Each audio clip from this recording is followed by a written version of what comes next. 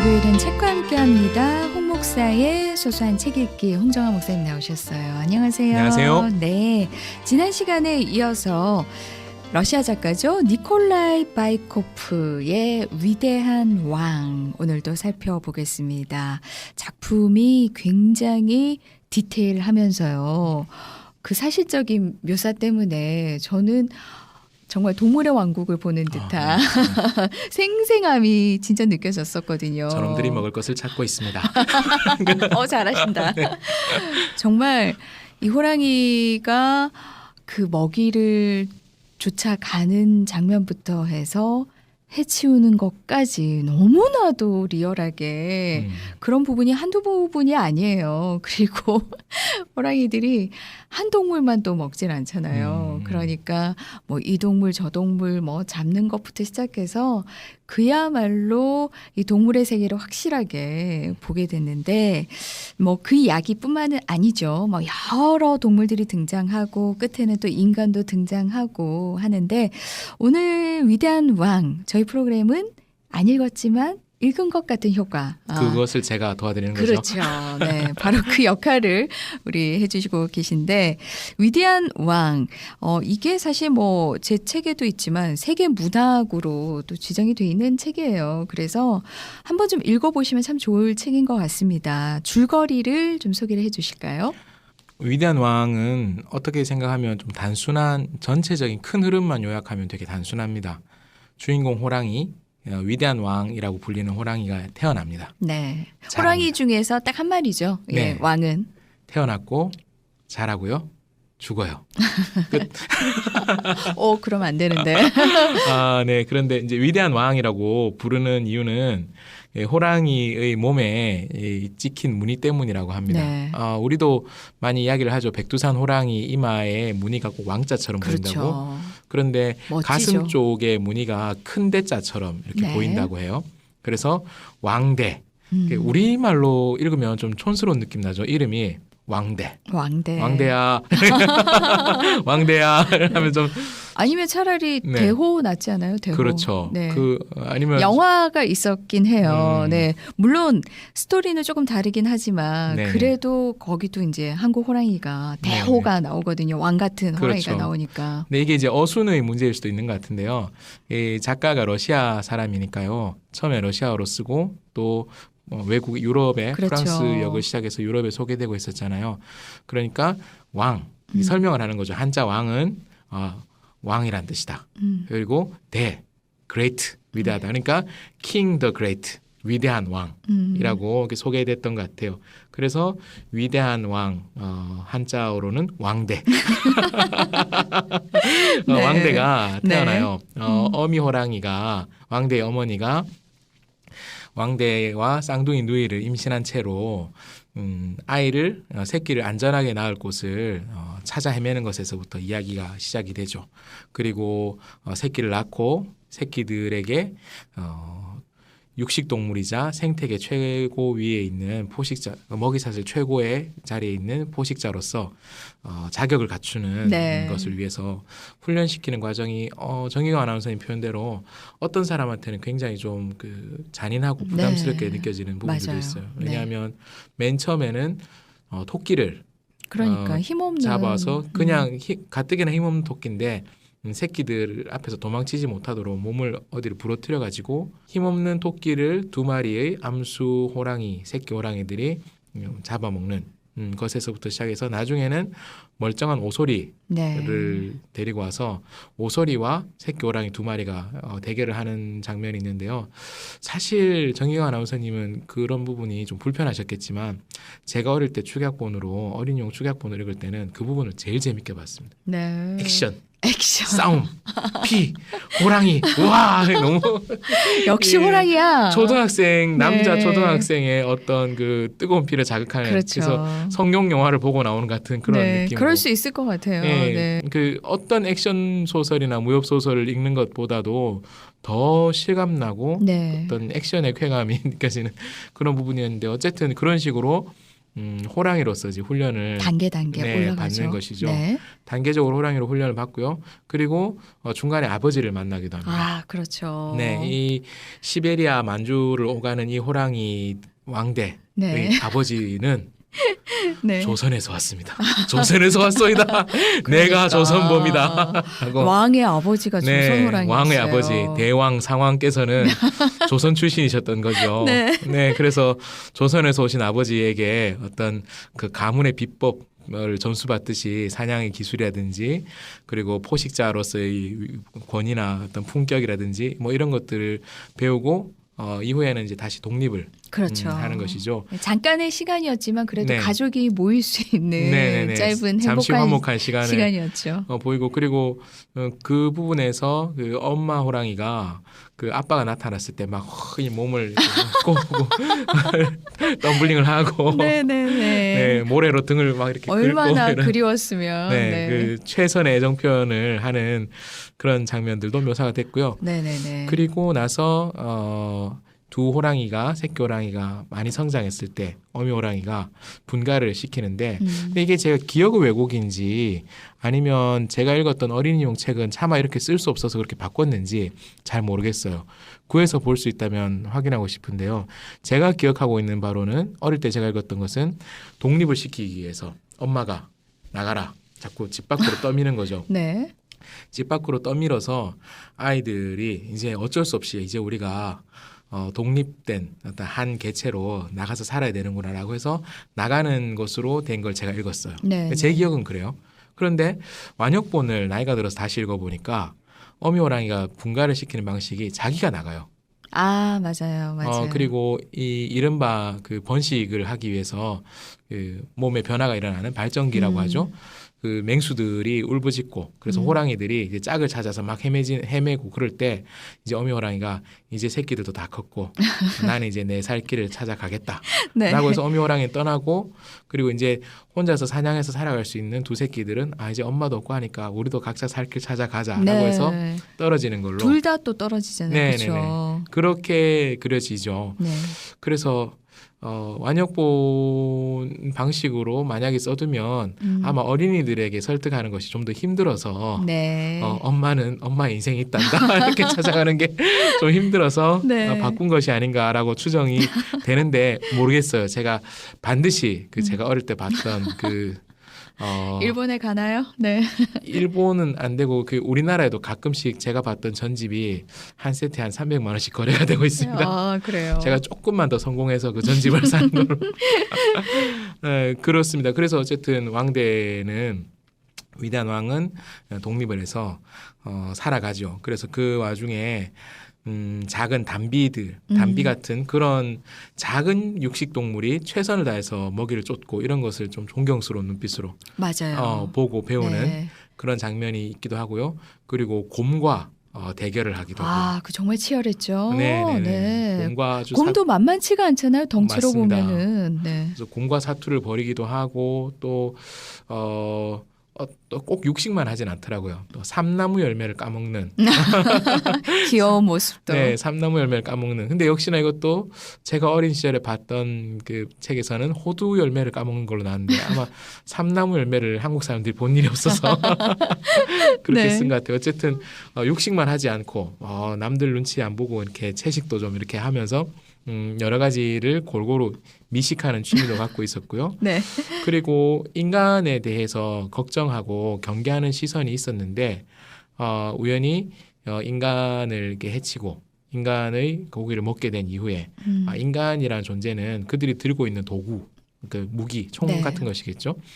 그들이 가지고 있는 도구가 아니라면 한없이 나약한 존재다라는 것을 이렇게 알게 되고 이후에 기술 문명으로 자신의 터전을 위협하는 인간들을 해치는데 굉장히 주도적인 역할을 하는 그런 일도 있었고요.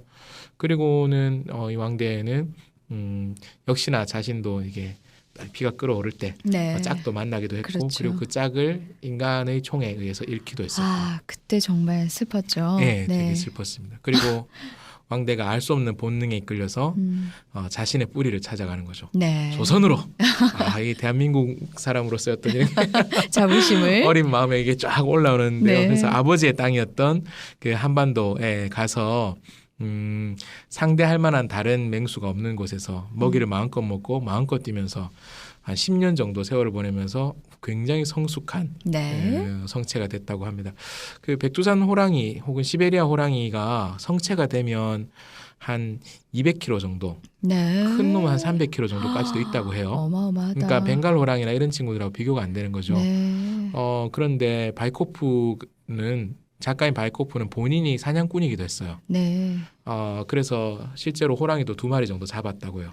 바이코프의 주장에 따르면 자기가 아는 바로 가장 큰 호랑이는 400kg 정도 되는 애도 있었다. 그거 직접 봤다고요? 그렇다고 하는데 사실 그 호랑이를 연구하는 분들에 따르면 이게 검증이 불가능해서 네. 근데 바이코프가 이야기하는 바에 따르면 최고로 성장한 성체 호랑이는 몸 길이 3m, 체중 400kg 정도. 이야. 그러니까 숨이 턱 막힐 것 같은데. 압도적이죠. 그렇죠. 그리고 정희영 아나운서님 말씀하신 것처럼 숨이 탁 막히기 때문에 네.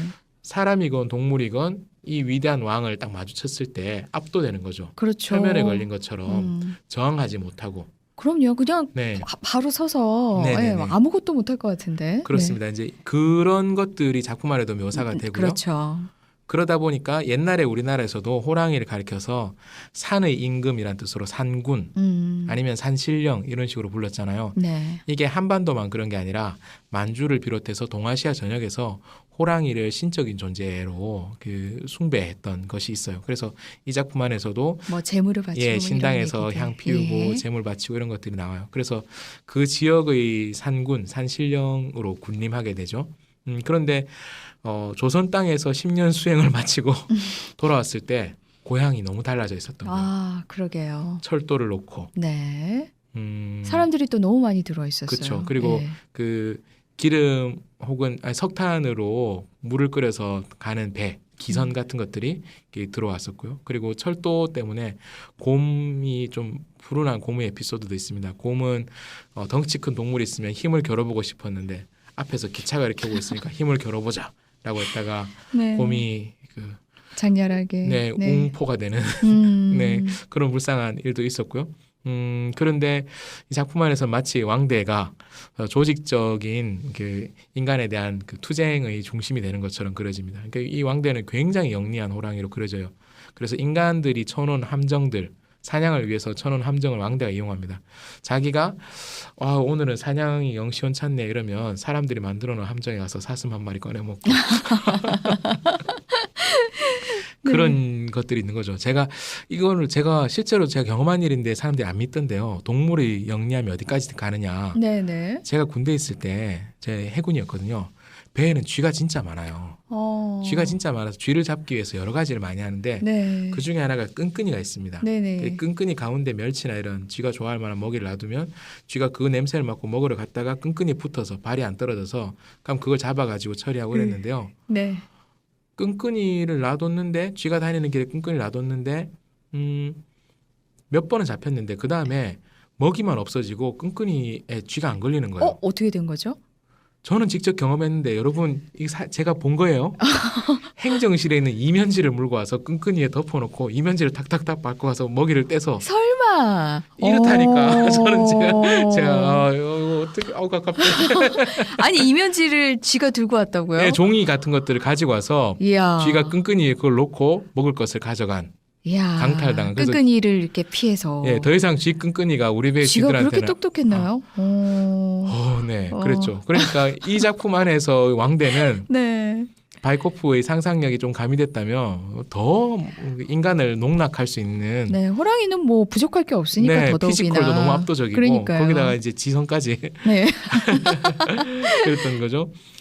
그래서 인간들이 이 호랑이를 어떻게든 잡아야 된다. 왜냐하면 공사를 해야 되는데 중국인 일꾼들이 호랑이를 비롯한 동물들이 그래서 멧돼지는 막 전신줄을 땅을 막 파헤치고 막 이렇게 하니까 여러 동물들이 우리의 공사를 방해하고 이거는 하늘이 노하셨다. 특히 호랑이가 사람들 잡아먹는다는 건 산신령께서 이 공사를 해서 산을 헤쳐서 노하셨다라고 생각을 한 거죠.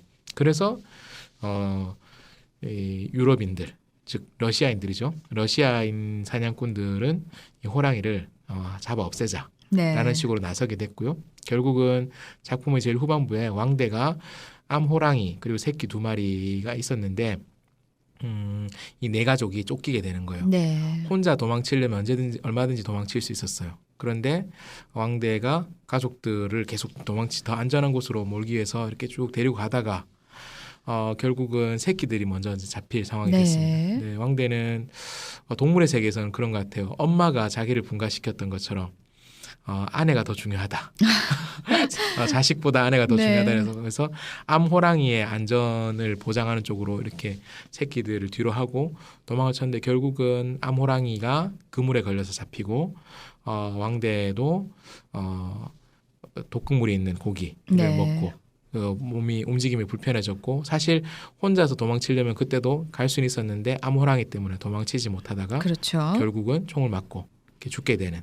그래서 위대한 왕의 전설이 그렇게 끝나게 되지만 작품의 제일 마지막 부분에서는 언젠가 이 위대한 왕이 다시 깨어날 것이다 네. 라는 식으로 마무리되는 것. 네. 이게 위대한 왕의 줄거리입니다. 네.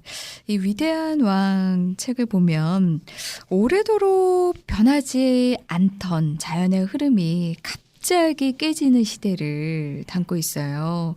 기후 위기 등 오늘날의 환경 문제도 생각하게 만드는 작품인 것 같아요. 네, 맞습니다. 그래서 여기가 이제 지금으로 치면 중국 길림성 네, 이쪽을 네. 배경으로 하는 거죠. 여기를 슈하이라고 작품에서 이렇게 그렇죠. 쓰고 네. 있는데요. 슈하이 뒤에 있는 한자가 그 나무 숫자에 바다 해자. 그러니까 슈하이는 우리식으로 읽으면 수해, 나무의 바다인 거죠. 타이가 지역이라고 옛날에 이제 지리 시간에 배웠던 그 지대예요.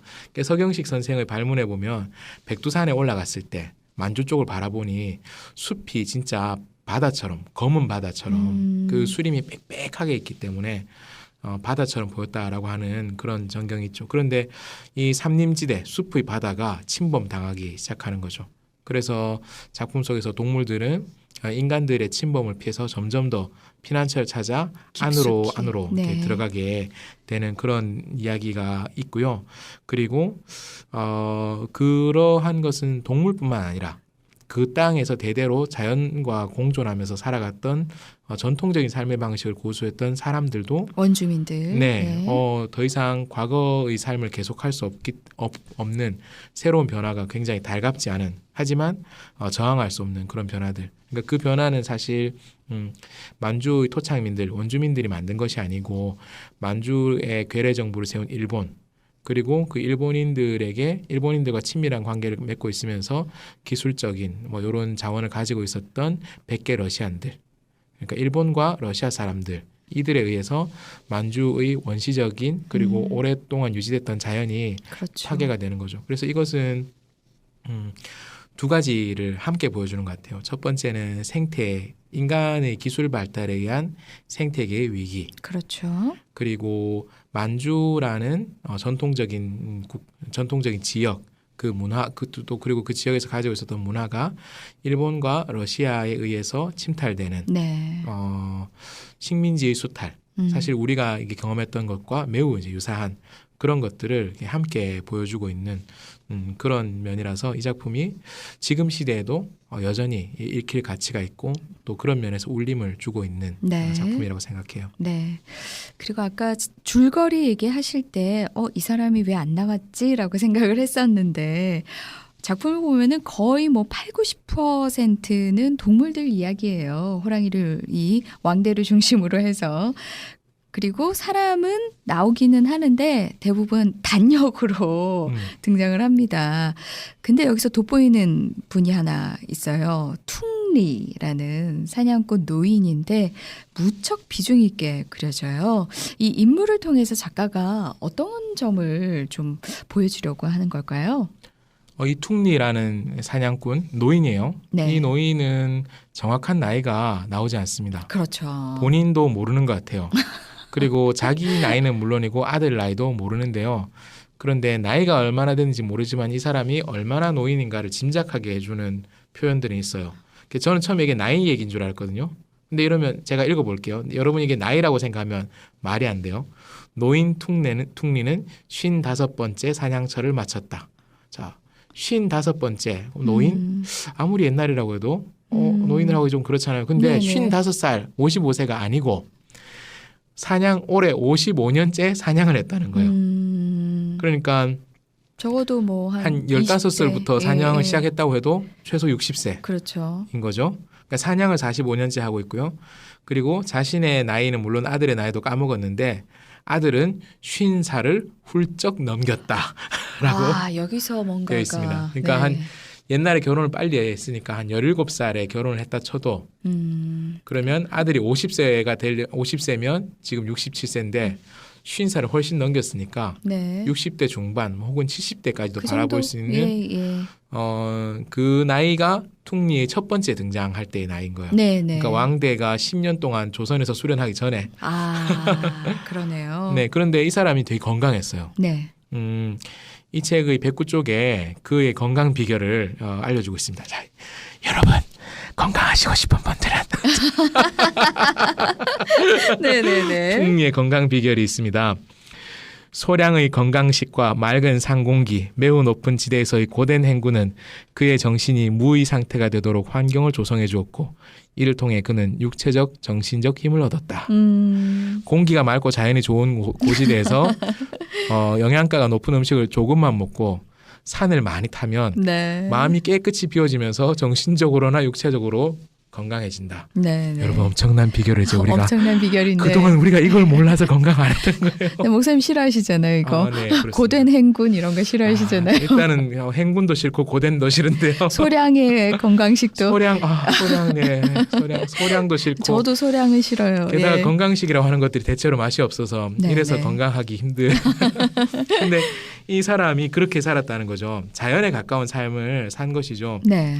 그리고 자연에 가까운 삶인 동시에 그 전통적인 인간의 삶을 살았다는 것 표현도 이어져요. 뭐라고 되어 있냐면 퉁리가 자기 나이도 까먹었고 그리고 마을에 살면서 장사하는 아들의 나이도 기억하지 못했다. 그런데 네. 그 아들이 50살을 훌쩍 넘었다라고 하는데 아들의 자식들도 이미 오래전에 결혼을 했고 그리고 손자, 며느리, 손자 사이들 다 있었던 거죠.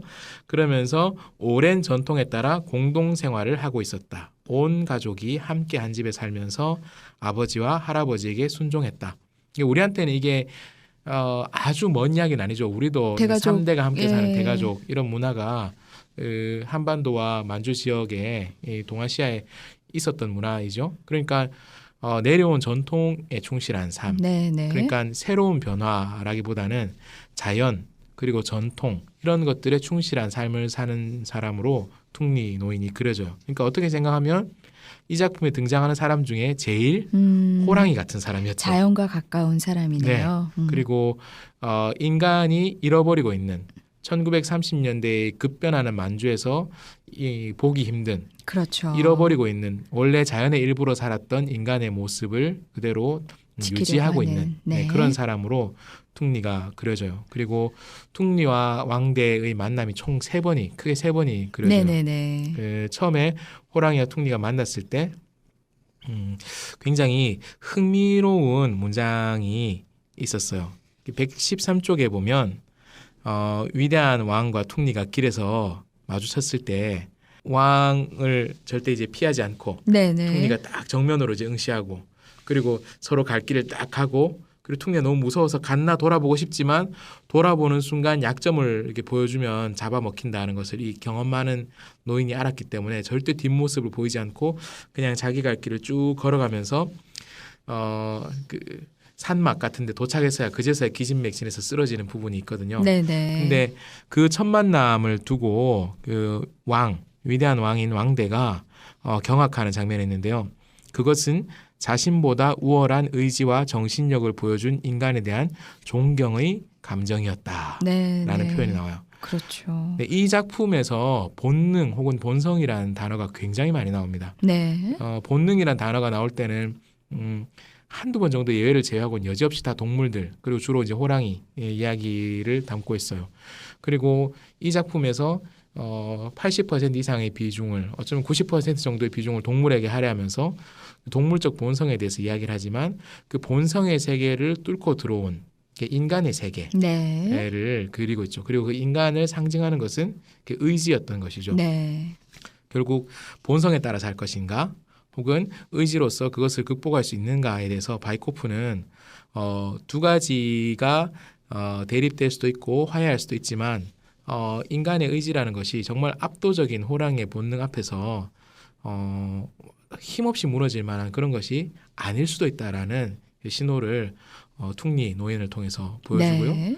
그리고 이 퉁리와의 마지막 만남에서도 그때는 마지막 만남에서 퉁리는 사실 왕에게 스스로 잡아먹히기를 자청을 하고 갔었습니다. 왜냐하면 마을에 계속 안 좋은 일이 벌어지고 네. 있었고 전통적인 그들의 신앙 체계 속에서는 산신령에게 누군가가 제물로 바쳐져야 된다. 그래서 퉁리는 이제 내가 오래 살았으니까 내가 산신령에게 먹이가 되고 공동체를 위해서 마지막으로 봉사를 하겠다라고 생각하고 사냥꾼들에게 추격당해서 거의 죽기 직전이 됐던 왕대에 갔었죠. 사실 왕대는 죽어가던 호랑이였지만 여전히 사람 한 명 정도 충분히 해칠 힘이 있었지만 그가 이미 이 노인에게 길을 비켜주었고 네. 그리고 이제 마지막까지 이 노인의 길을 열어주는 것으로 퉁리 노인의 의지를 존중하는 네. 그런 모습을 보여주었죠.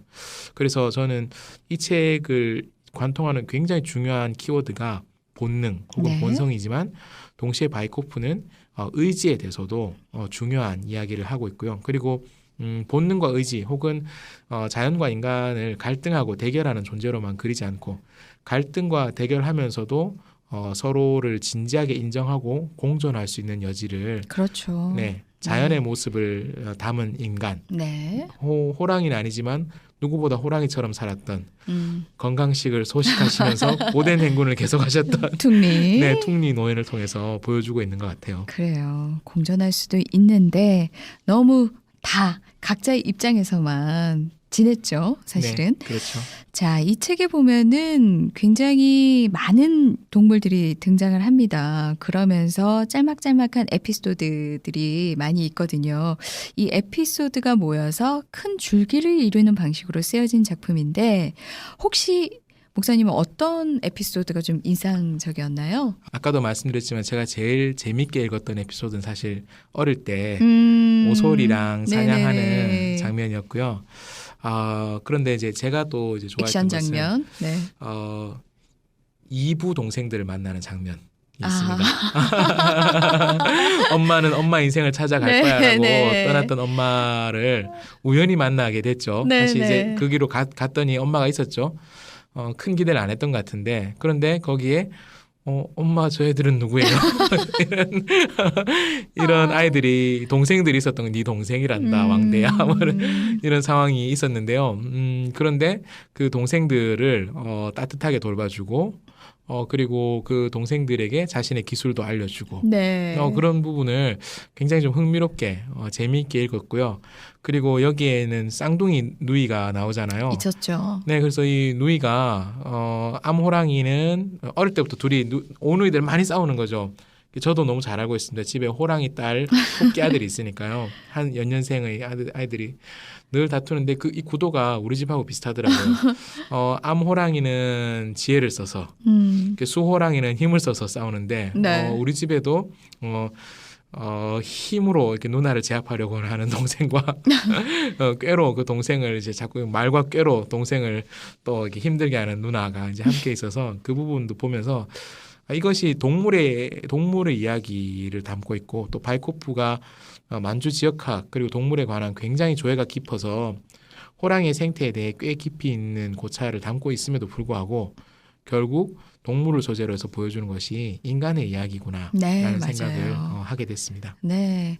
뭐 호랑이 이야기이긴 하지만 그 호랑이가 생각하고 하는 행동들이 인간의 모습과 비슷한 부분이 너무나도 많았거든요. 특히 아내 연인을 잃었을 때 그 네네. 슬픔 맞아요. 그리고 그 아내를 죽인 음. 사람들에 대한 그 복수심 이런 거는 사실은 뭐 호랑이한테 이렇게까지 감정이 있을 수 있나라는 부분이 저는 좀 인상 깊게 느껴졌었거든요.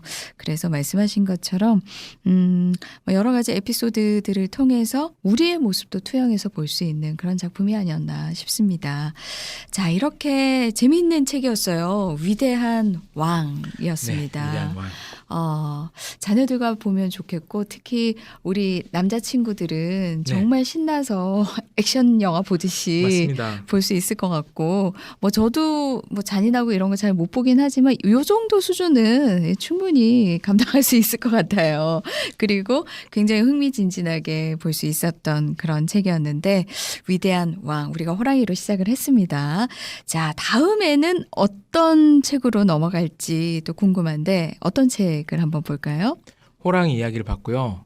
다음에는 호랑이는 우리가 흔히 볼 수 없는 동물이지만 다음에는 흔히 볼 수 있는 동물입니다. 개가 주인공인데요. 아, 그래요? 네. 오. 다만 우리 주변에 흔히 있는 개는 아니고요. 네네. 북극에서 썰매를 끄는 개 이야기입니다. 아, 진짜 볼 수 없네요. 네, 네네. 야성의 부름이라는 작품이고 작가는 잭 런던이라는 사람입니다. 강철 군화라는 작품으로도 우리나라에 많이 알려져 있는데 잭 런던의 야성의 부름을 같이 읽어볼 생각입니다. 아, 그래요. 기대가 되네요. 그러면은 뭐 북극에 사는 개면은 또 뭐 이렇게 좀 설원이 펼쳐질 것 같기도 한데. 네, 그 압도적인 풍광을 상상하면서 볼 수 있다면 좋은데 지금 겨울에 딱 좋을 것 같아요. 네, 지금 네, 좋죠. 네. 네, 그리고 우리 지난주에 참 추웠잖아요. 네. 그 추위는 상상도 안 될 정도의 엄청난 추위 속에서 늘 살던 동물 학대를 받던 네, 네, 그 기대해 보겠습니다. 야성의 부름이라는 책을 살펴보도록 하겠습니다. 이제 헤어지기 전에 또 목사님의 신청곡 들으면서 아, 우리 위대한 왕과 작별을 해야 될 것 같아요. 네. 네, 제가 이 작품을 읽으면서 이 노래를 꼭 함께 듣고 싶다라고 생각한 것이 있습니다. 서바이벌이라는 팀이 부른 그리고 로키 3편에 실린 아이 오브 더 타이거. 너무 유명한 곡이죠. 네.